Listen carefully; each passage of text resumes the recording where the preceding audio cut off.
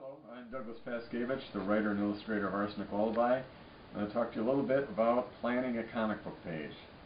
Now, when you're illustrating a comic book, what you're doing is telling a story with words and pictures. So it's not really so important as who can draw the best car or the most realistic woman with a cape.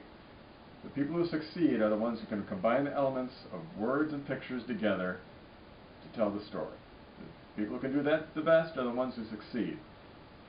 Now there's a whole lot of different techniques and elements that you're going to have to remember.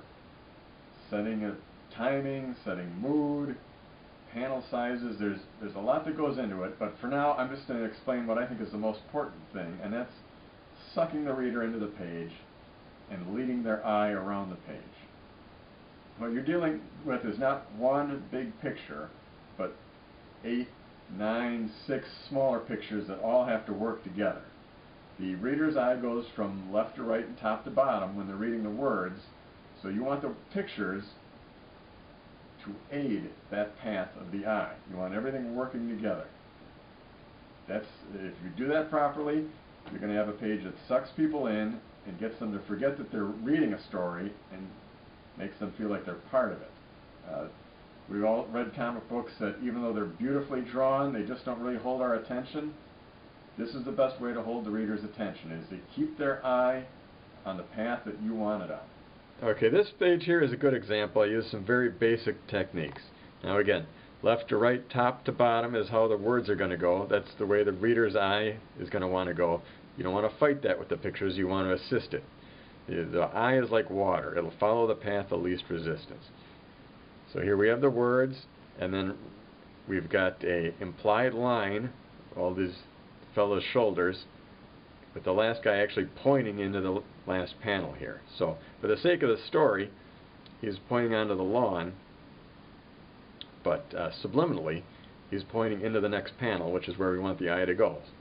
See, if he was pointing outward, it would be less comfortable for the eye, but with this implied line and the pointing into the next panel, everything flows real nice.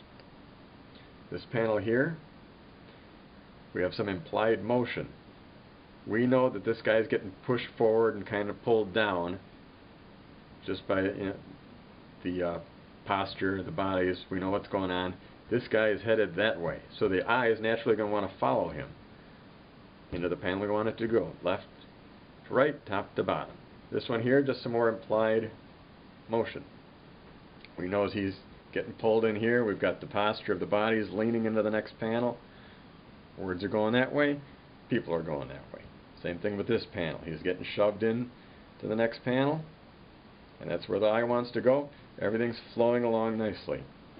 This panel here, again, more implied motion. He's just getting thrown downward. The eye is going to want to follow that implied motion into the panel we want it to go.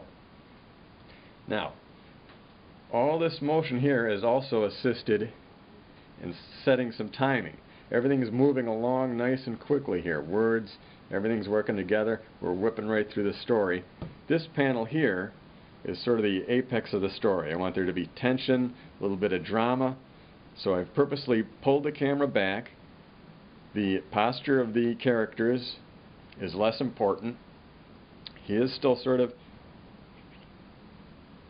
sending you in that direction, but he's much smaller and the posture is less important. Everything seems to have slowed down a little bit. The camera's pulled out. The reader feels like he's backed away. It's a much slower panel, perception-wise, than all this quick follow-through earlier. So, setting up the motion actually assists in you setting up timing as well. Now, on to the next. We just have a nice implied line here going upward. We also have implied motion. He's raising up his knife. The eye wants to follow that. Whoop, right into the next panel. This panel here, he's swinging down. Some implied motion again. He's swinging down. The eye naturally would want to follow where it thinks that's going. So even though it's a still frame picture, the eye knows where something's going. You see that there's motion. We understand this, symbolically. And that sends the eye where you want it to go. Now, I won't go into the rest because it'll sort of give away the end, but that gives you an idea just a couple of techniques you can use to set up a comic book page properly.